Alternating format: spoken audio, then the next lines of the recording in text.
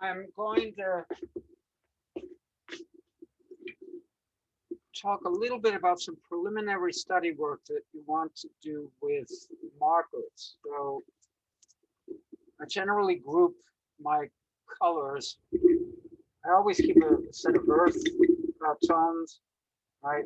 And then the grays and black separately. And then I have just a few miscellaneous colors.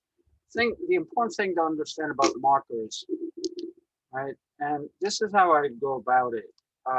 Here's a peach Prismacolor. What did I say that was? Peach.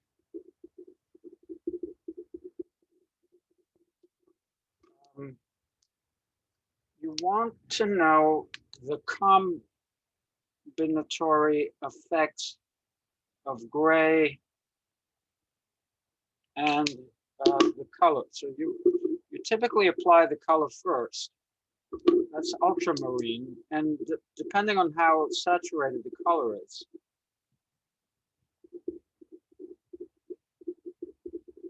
it's going to be tough to achieve an effect with gray. Now I'm just fuchsia.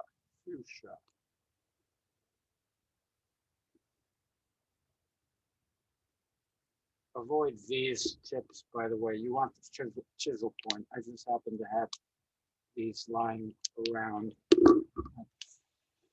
Fuchsia. I don't know how to spell it.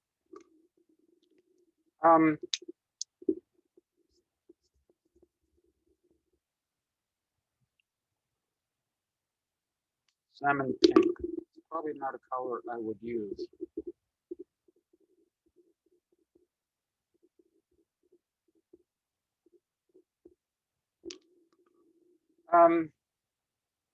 Okay. Tuscan Red. I'm running out of ink. The Tuscan Red. I have to make a note.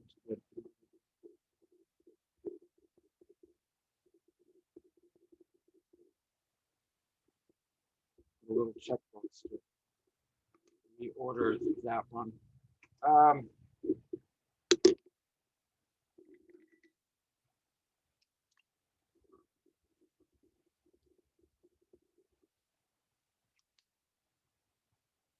Burnt ochre for wood.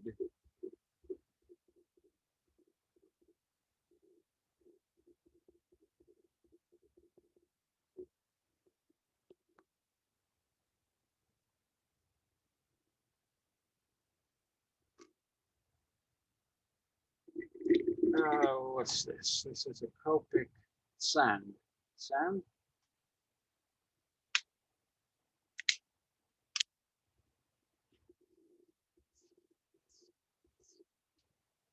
So that you might want to make a note. Sand. That's it. What the brand was that you use. Right? Most of these are Prismacolor. Right, the grays.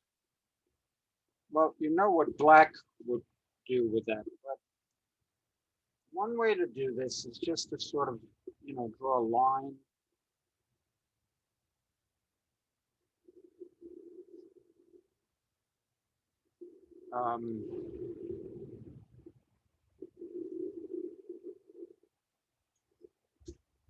And then see what gray that you want to do. I would put them aside for it.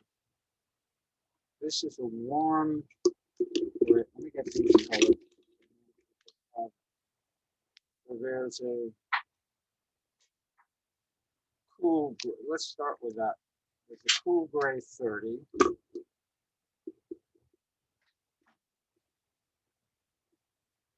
Black.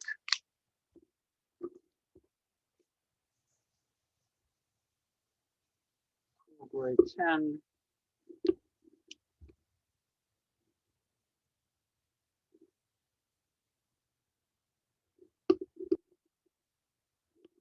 sorry, 90,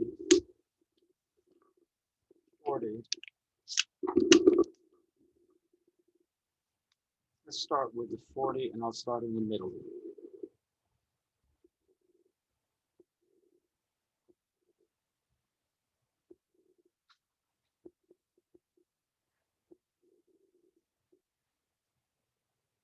So how does cool gray 40 combine with the color that you laid down? 40 typically means a percent. Here's a 10%. Let's do that on the bottom.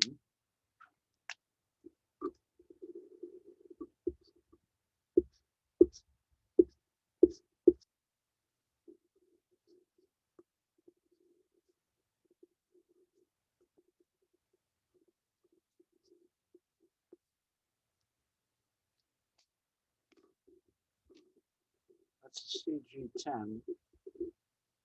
Very, very subtle, that one. 40 is a bit intense. I don't think I want to go to the 90. I'm going to try to find the 70%.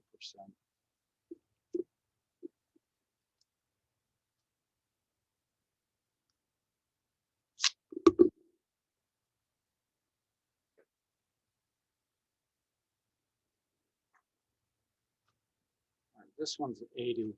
Why not? Let's try it. Okay, 80 is pretty intense.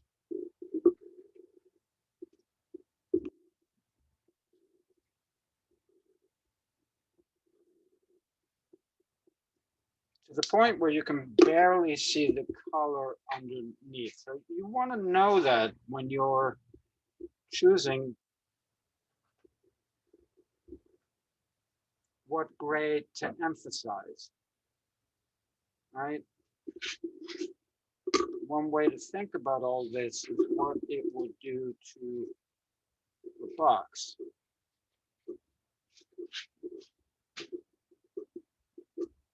Let's do a little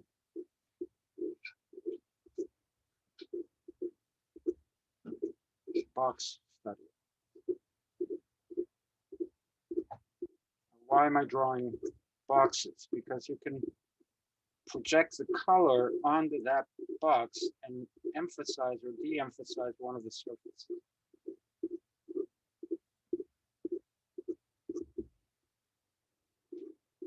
It's a way of visualizing what might happen with a pillow or a piece of furniture or something.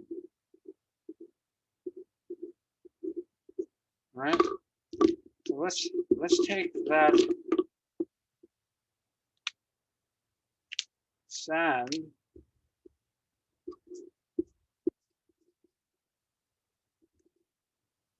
and apply it to that box.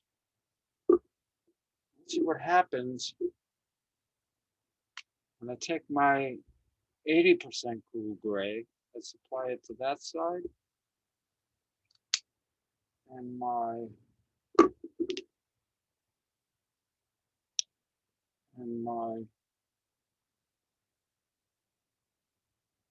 10, I don't want the 10%.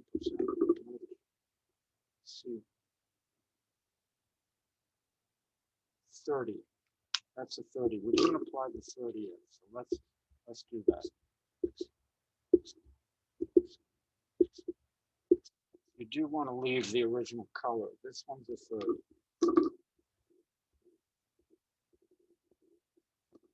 Let's apply that to one side. All right, so let's see what we've done with that. There's a 30. Let's take this peach color, which I don't like, but I'm going to do it anyway. This is my peach box. And it's important to use the same scheme each time so that you can see. So that 80. See the effect.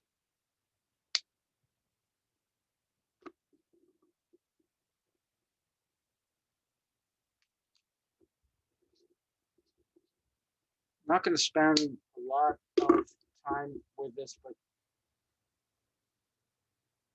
what you want to do is begin to develop an understanding of how these colors work. The other exercise that you will want to do, I'm moving in dramatic steps here, is try to replicate a material. And what we often like to work with is wood, right? Which is the wood strip flooring, for example, is very linear in nature, and you can lay it out with a straight edge. You can use a drawing as a backdrop, but it's easy enough.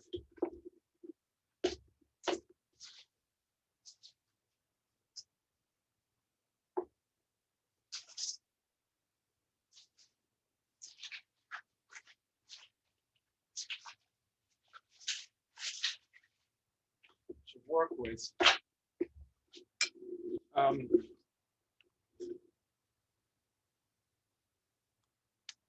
Much bigger straight edge than I want, but I'm going to have to make it work.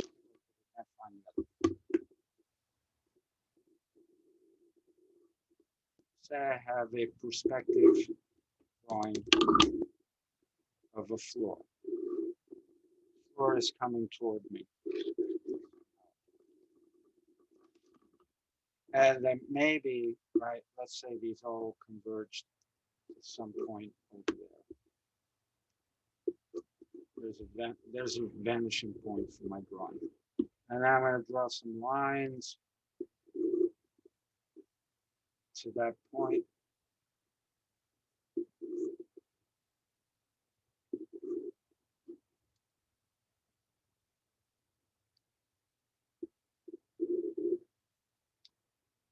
Right. You can also respond to the lines I've already drawn. And then maybe, we have lines that form the segments, layout strip flooring. It's often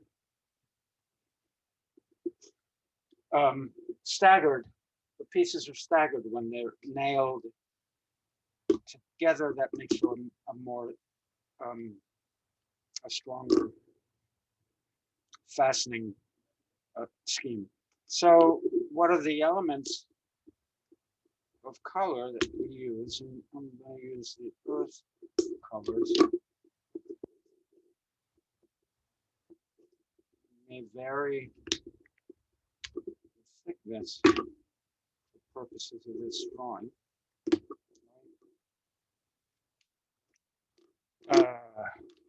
Sand, burnt ochre.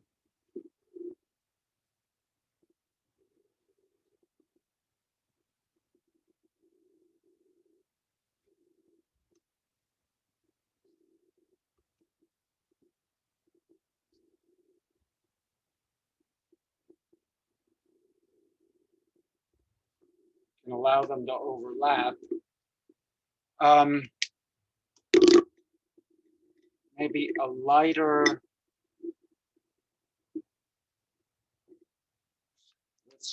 Let's see what the Prismacolor sand looks like. It's a little bit slightly different than the Copic.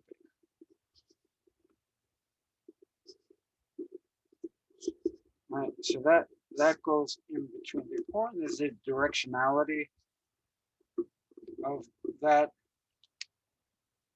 I'm going to use grays slightly differently here because I see in this case the 30% gray is going to add a little bit of tone. Depending on how detailed you wish to get, you can actually decide to use the gray to emphasize the edges. That's a 30 gray. The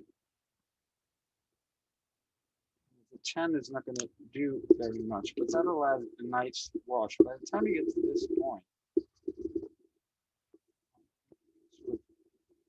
colorize that. Black, emphasize this little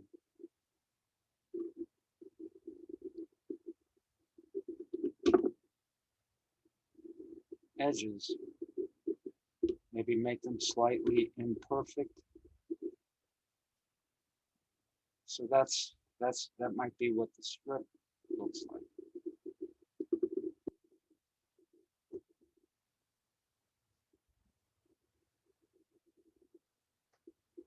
There's a very thin black that I'm using here.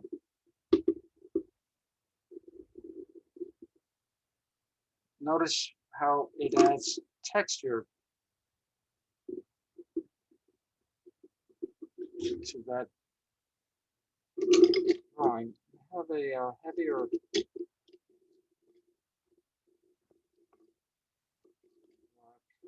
and I can't find right now. We also have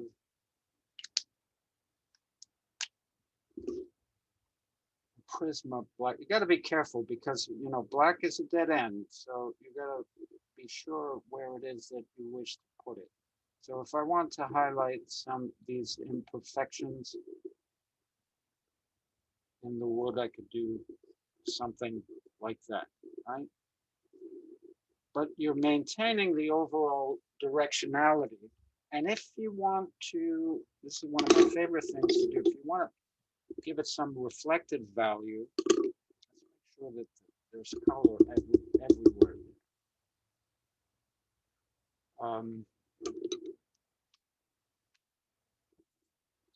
Black.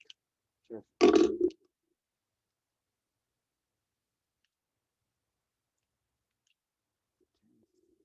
Things are hard to pull off.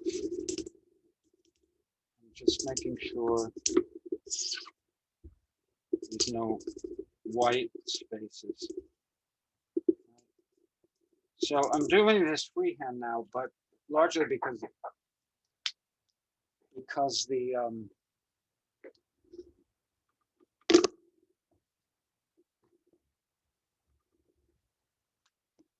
directionality has been established already.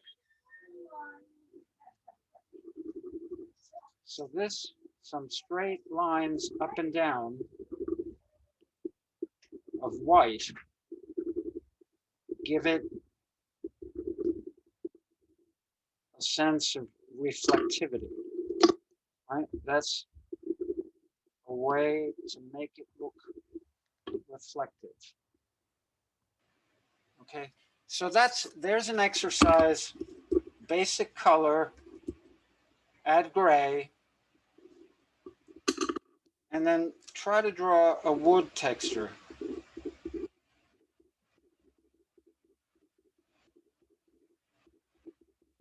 You want to understand how these things work before you try to apply them to your own drawing.